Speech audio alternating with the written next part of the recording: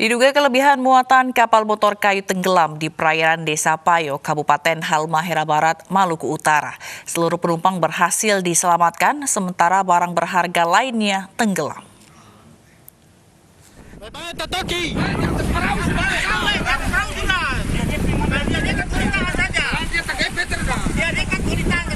Diduga kelebihan muatan, kapal motor kayu tenggelam di perairan Desa Payo, Kecamatan Jailolo, Kabupaten Halmahera Barat, Maluku Utara.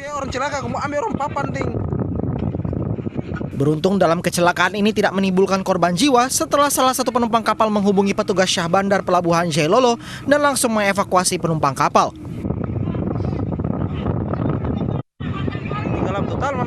Kami meminta pertolongan ke pihak Syah Bandar Jailolo dan alhamdulillah pertolongan datang. Sempat kami menunggu selama setengah jam dan alhamdulillah kami dievakuasi ke Pelabuhan Jailolo. Sebelum tenggelam, kapal mengalami mati mesin dihantam ombak saat berlayar dari Pelabuhan Desa Payo menuju ke Ternate.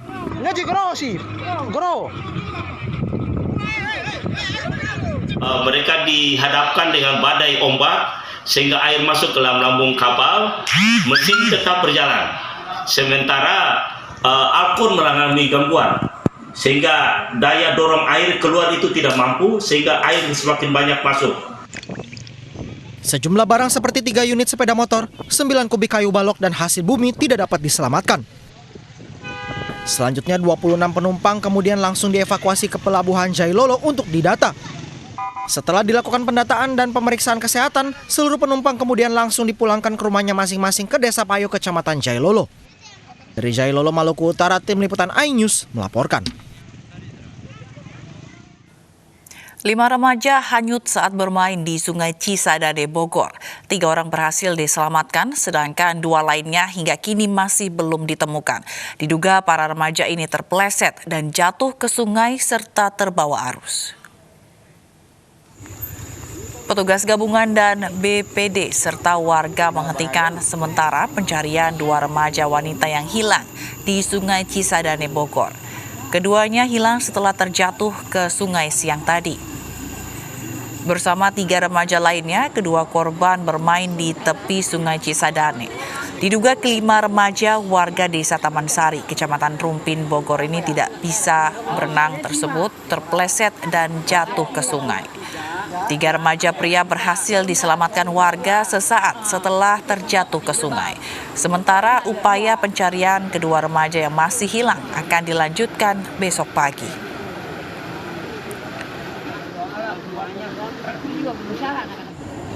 Kedua korban yaitu 2 orang perempuan yang diperkirakan 15 tahunan, tenggelam dan terpleset pada saat kejadian sehingga tenggelam dan sampai saat ini belum ditemukan. TNI angkat bicara terkait adanya kasus penyerangan Polsek Ciracas pada Sabtu dini hari. Terkait berbagai isu yang beredar, TNI meminta untuk menunggu hasil penyidikan oleh tim gabungan. Komandan Puspom TNI, Majen TNI Edi Ratemuis, menyampaikan bahwa proses penyelidikan penyerangan Mapolsek Ciracas kini ditangani tim gabungan TNI dan Polri. Saat ini setidaknya terdapat 10 saksi yang berada di lokasi kejadian sudah diperiksa. TNI berjanji akan transparan dan menindak tegas bila ada anggotanya yang melanggar sesuai hukum yang berlaku. Saat ini sedang dalam proses penyelidikan dan penyidikan oleh tim gabungan. Jadi sudah dibentuk tim gabungan dari polisi, dalam hal ini adalah Polda Metro Jaya, kemudian dari polisi militer itu ada Pomdam Jaya yang sedang menangani. Saat ini tim gabungan sedang bekerja. Yang pertama, semua bukti-bukti yang ada itu sedang diperiksa. Saksi-saksi yang terkait itu sedang diperiksa. Kita berikanlah kesempatan kepada tim gabungan ini untuk memeriksa CCTV-nya. Siapa saja yang ikut dalam kelompok tersebut. Dari CCTV itu mungkin bisa ditemukan siapa yang ikut dan kemudian bagaimana menggunakan alat apa. Sehingga dari CCTV itu bisa dikembangkan nanti. Panglima Kodam Jaya Majen TNI Dudung Abdurrahman membenarkan penyerangan Polsek Ciracas akibat kesalahan informasi yang dikirimkan oleh Prada MI ke teman-temannya sesama prajurit hingga menimbulkan penyerangan. Pangdam Jaya mengatakan 6 orang prajurit yang diduga terlibat penyerangan dari berbagai kesatuan. Ini lagi proses investigasi. Jadi dari 6 orang yang kawan-kawannya itu baru kita tanya, ya masih proses penyidikan. Ya kalau kita secara sederhana lah pasti dengan informasi itu akhirnya kan memicu. Seakan-akan betul tentara itu dikeroyok dan kemudian ada informasi lainnya juga bahwa ada yang mengatakan TNI itu kok goblok gitu kan. Kemudian ada yang mukul dari belakang. Ya otomatis jiwa korsa teman-temannya kan akan tumbuh, ya akan merasa ini kehormatan. Tapi informasi itu kan harusnya sebetulnya dicerna dulu apakah betul atau tidak, kan begitu. Setelah pengerusakan oleh sejumlah orang tak dikenal, Polsek Ciracas kini dijaga ketat petugas keamanan. Polisi sebelumnya telah menggelar olah tempat kejadian perkara untuk mengetahui motif penyerangan.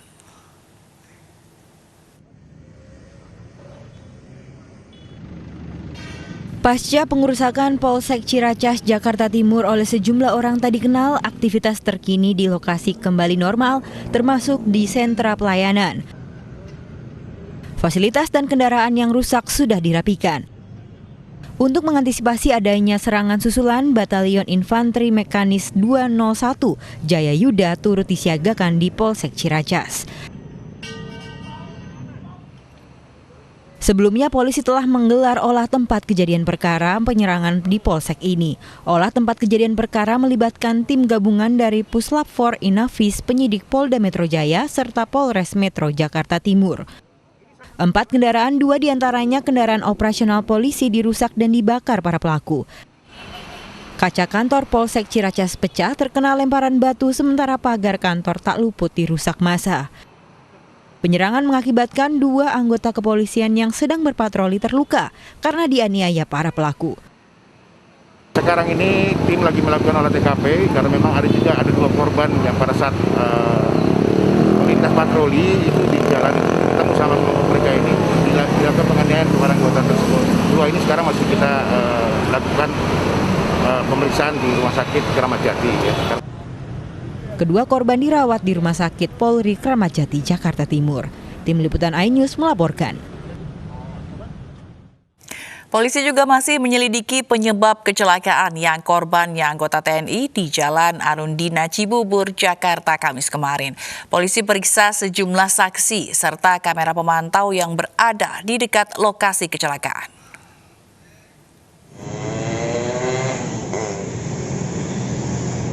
Dirlantas Polda Metro Jaya Kombes Pol Sambodo Purnomo Yugo mendatangi lokasi kecelakaan yang korbannya merupakan anggota TNI di ruas Jalan Arundina Cibubur, Jakarta.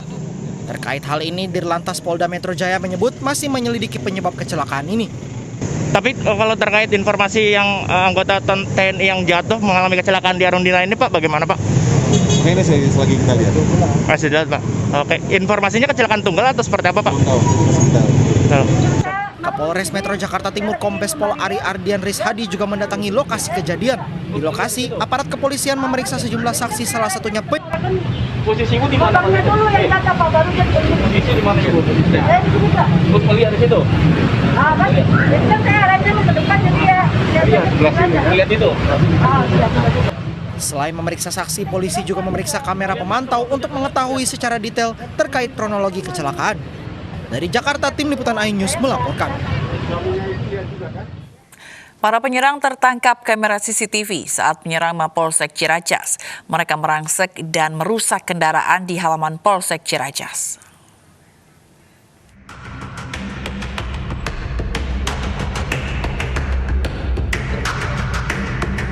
Dari rekaman kamera pengintai CCTV, sekelompok orang yang tidak dikenal menyerang kantor Polsek Ciracas, Jakarta Timur dini hari tadi.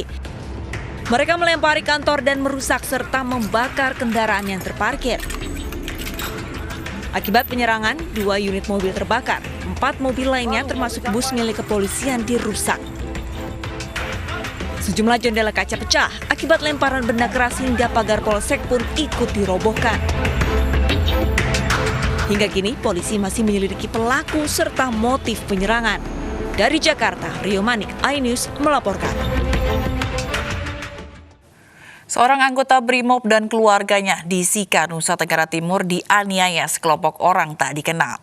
3 pelaku penganiayaan telah ditangkap, tetapi polisi masih mendalami motif penyerangan yang menyebabkan istri dan mertua anggota BRIMOB juga terluka.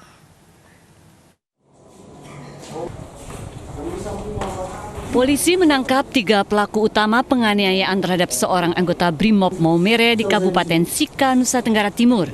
Hingga kini polisi masih memeriksa ketiganya untuk mendalami motif penganiayaan. Sejumlah saksi juga turut diperiksa. Sementara pasca peristiwa ini, pengamanan di sejumlah titik di Sika diperketat.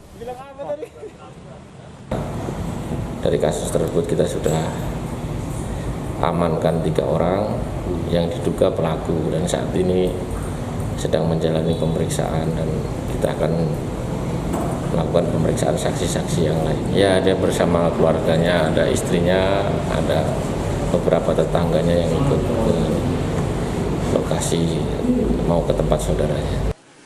Sebelumnya, seorang anggota BRIMOB Maumere beserta keluarganya termasuk istri dan ibu mertua dianiaya sekelompok orang di Kelurahan Wuring Sika, Nusa Tenggara Timur, Jumat malam.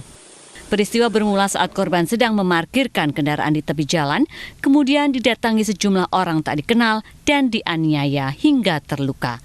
Dari Sika, Nusa Tenggara Timur, John Nura, iNews melaporkan. Situasi di Kabupaten Mambramo Raya, Papua memulih setelah massa membakar kantor Badan Kepegawaian Daerah Kabupaten Mambramo. Pembakaran dipicu karena ada warga yang tidak lolos seleksi aparatur sipil negara.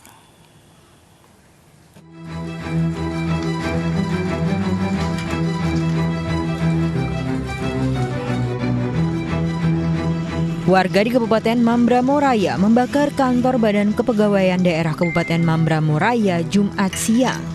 Awalnya warga berdemo karena tidak lolos seleksi calon aparatur sipil negara di lingkup Pemda Kabupaten Mambramo Raya formasi 2018-2019.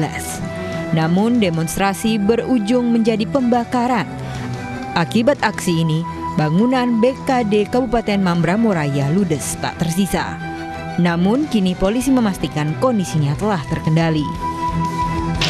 Hari ini cukup kondusif, rekan-rekan kami masih melakukan penyelidikan terhadap mobilisasi warga masyarakat yang datang ke lokasi untuk melakukan pengerusakan. Memang kemarin kita di Polres belum melakukan penangkapan karena situasi yang kurang memungkinkan kan, karena masa lumayan banyak ya, sekitar antara 400 dan 500 warga masyarakat dan mereka dalam posisi dalam keadaan marah. Jadi itu untuk menjadi konflik terjadi. Komunikasi yang telah dibangun, coba Kapolres ketemu dengan Pak Sekda kemarin dan untuk melerai warga masyarakat. Alhamdulillah ya, itu kami ketemu dengan mereka kembali. Kini warga kembali beraktivitas, tetapi polisi masih berjaga di lokasi. Dari Jayapura, Papua, Edi Wisiswanto, iNews melaporkan.